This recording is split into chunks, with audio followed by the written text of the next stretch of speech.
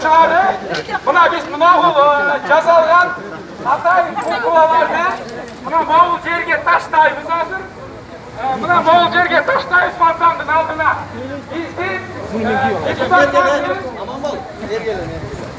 Биздин депутаттарыбыз жүзү мына ушулар. Позор! Позор! Депутаттар! Позор! Депутаттар! Позор! Депутаттар! Позор! Депутаттар! Позор! Жерге таштайбыз. 1, 2, 3. Позор! Мына мамлекеттик тил. Позор! Мен бир нерсени айтып кетейин. Бул атайын биз кукланын башын койгонубуз. Бул ушу биздин депутаттардын баары кукла болуп калды. Анткени ким эмне десе ошону аткарып калды. Булардын өзүнүн ою жок. Эч убакта ойда болгон эмес. Ошондуктан буларды кукла деп эсептейбиз. Это биринчиден. Экинчиден ар бир фракциянын аттарын ушул чучуларга биз атайын даярдаганбыз. Булардын баардыгы позор. Эл үчүн позор. Мындай депутаттардын бизге кереги жок. Мындай депутаттар тараш керек. Мындай депутаттарды биз шайлаган эмеспиз. Позор! Мындай Куругулады. Мындай депутаттар кетсин. Мындай коркок депутаттар кетсин. Каракчылар кетсин. Мына биз бул атайын жердин астына таштаганыбыз силердин жүзүңөр ушундай. Мына силердин жүзүңөр именно ушундай. Жердин алдында чындык гана жатат экен. Ошондуктан жигит үйнөгө барганда да жоопкерчиликти унутпагыла, урматтуу биздин Бишкек шаарынын депутаттары. Силердин накты жүзүңөр мына ушул. Позор! Бир дагы кандидат чыгара албаган башка фракцияларга позор. Позор! Бир СДПКнын курчагы болуп калган фракцияларга позор. Позор! Мындай депутаттар Уят! Жетсин! Мындай депутаттар Жетсин! Мындай депутаттар Жетсин! Шаардык кеңештин депутаттары жөн гана уруу эмес. Алар алдамчы, коркок депутаттар экенин азыр көрсөтүп беришти да. Биз мынакей делегаттарды шайлап кирелик, байкоочу бололук деп сурандык. Ошону аткарууга дарамети жок болкор кеңештин. Анткени коркушат. Мы требовали одного простого, чтобы были делегаты, наблюдатели и на президентских выборах, на всех уровнях выборов участвуют наблюдатели. Это нормальный процесс. А здесь они даже наших делегатов не дали возможности зайти и понаблюдать за этим процессом. Неуважаемые депутаты городского кеңеша, это трусость, это бегство своего народа, это то, что вы не собираетесь отчитываться перед людьми. Для вас самое важное сохранение своего бизнеса. Позор! Позор вам! Позор! Позор! Позор вам! Избранный вами мэр нелегитимный и как никогда не будет пользоваться доверием и уважением народа, так и те депутаты, которые избрали его, вы через год опять же его пинком выкинете его.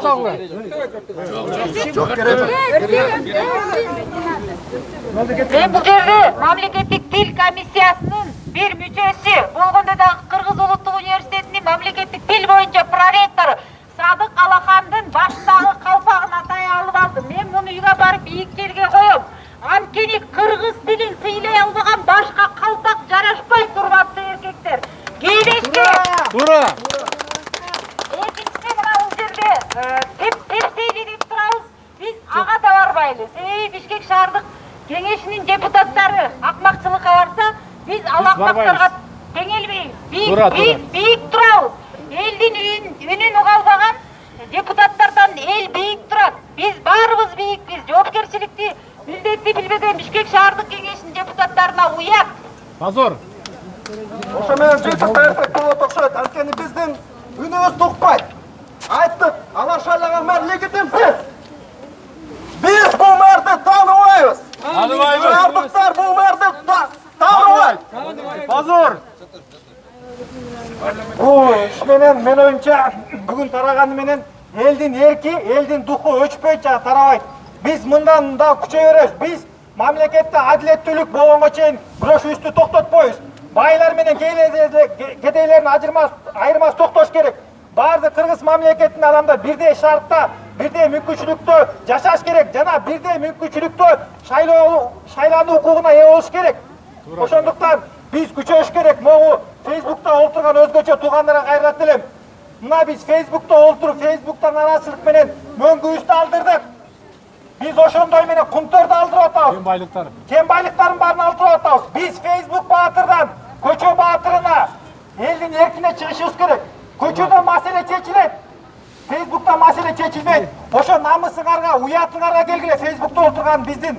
Мен ойлоп калдым, Facebook'ta олтурган көп туугандарыбыздын баары ушу мигранттар окшойт, келе албай жатат депчи. Эгерде Бишкекте ошо олтурган туугандарыбыз болсо келишпек ушул жерге. Ачуу чындыкты айтмак. Элдин ыйын, элдин муңун ушул жерде айтышмак. Мынакей кичинекей тырмактай балдар жүрөт. Биздин бала бакча, улуумун Нурбай өкүлдөрү бизге ойной турган бала бакчага аянт калтыргыла. Бишкектин баарда бизнесте үй салбагыла деп.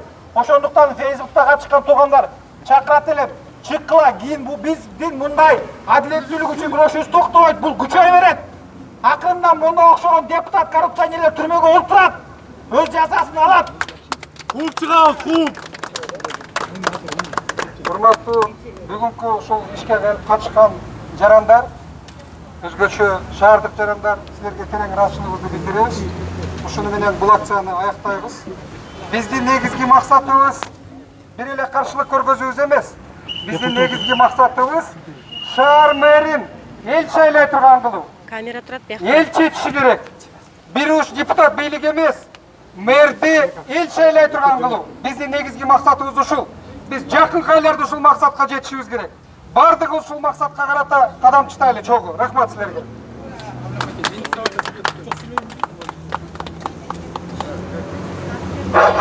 Урматтуу туугандар, ушул ушуну уюштуруп койгон активисттерге жана эл деп жүргөн айымдарга, мырзаларга рахмат. Биз ар дайым митинг кылып турушубуз керек.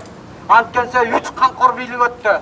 Атамбаевдин 6 жылдык калп бийлиги уланып бараткандай көрүнөт биринчиден. Экинчиден, мэрияны эл шайлаш керек. Бир ала ормандан кутулсак, эми экинчисин көргөзүп атат. Урматтуу туугандар, биз бир болушубуз керек. Биригишибиз керек. Тынчтыкта дайым митинг болуп туруш керек. Бул кээ бирлер айтып атпайбы, митинг жок, тынч жашап атабыз деп. Митинг жок, тынч жашасак мына монтип чалчаңдап кетип атат. Эң биринчиден элде күнөө. Өзүбүздө олигархтын баарын шайлап алганбыз. Тымпыйып, шаардык кеңеште дагы, жогорку кеңеште дагы унчукпай гана отурушат. Чындыкты айта албайт. Чындыкты айткандар камалып жатат. Чындыкты айткандар бейгүнөө жалган жала менен камалып жатат. Бир сулуунду алып келип камап коюшту. Ошондуктан эмне болуп кетти? Мына азыр мөңгүн айтып атпайбы? 1 жылдан 3 жыл мурун, 2 жыл мурун Текебаев айткан. Мөңгүн аштырпай элдин байлыгы деп. Текебаевди камап, чындык айткан саясий куугунтуктарды камап коюп, мына таш талканын чыгарып атат. Мэрияны эл шайлаш керек. Эл билиш керек. Бул олигархтын балдары. Олигархтар шайлана алышып, шаардык кеңеш, жогорку кеңешке өз кызыкчылыгын колдоп, ошондуктан бир ала ормандан кутулсак, андан ашчы экинчи ала орманды көргөзүп атат. Биз бир болуп туруп эл шайлаганга аракет кылышыбыз керек. Аракет эмес, аракет кылыш керек. Урматтуу туугандар, рахмат ушул келип калгандарга. Ала ормандар келбеши керек. Эл биригип алып, жемкорлордун таш талканын чыгарбасак, бийликтен эч ким чыгара албай калды. Талпагын ташка жайып, эл туздалышы керек буларды. Рахмат келип калгандарга. Баарыңыздардын келгениңиздерге чоң рахмат. Бүгүнкү ошо менен биз берген Уважаемые горожане, уважаемые друзья, мы не должны отчаиваться. Нас сегодня мало, нас сегодня единицы, но завтра нас будут тысячи, завтра нас станет десятки тысяч. Вот тогда мы каждого вора, каждого коррупционера призовем. Сегодня они защищаются от простого народа милиционерами. Но когда нас станут десятки тысяч, никто не сможет защитить их. Даже их бандиты, даже их наворованные миллионы не помогут им. Поэтому я хочу обратиться. Не отчаивайтесь. Мы продолжим борьбу. И обязательно победим этих воров. Спасибо.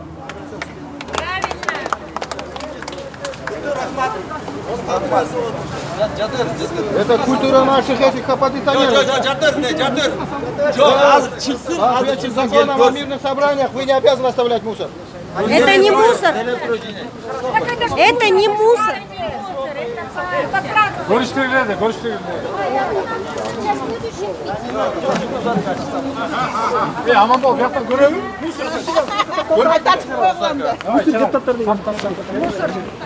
Мусорlar. Подарок депутатам городского Кинеша. Мусорку их поставили. Başlar iştiğinde tuğra mablar. Вот это да, заслужили классное неуважение горожан. Вот там им, наверное, и место. Света, надо так сделать. Фу! Давайте по очереди.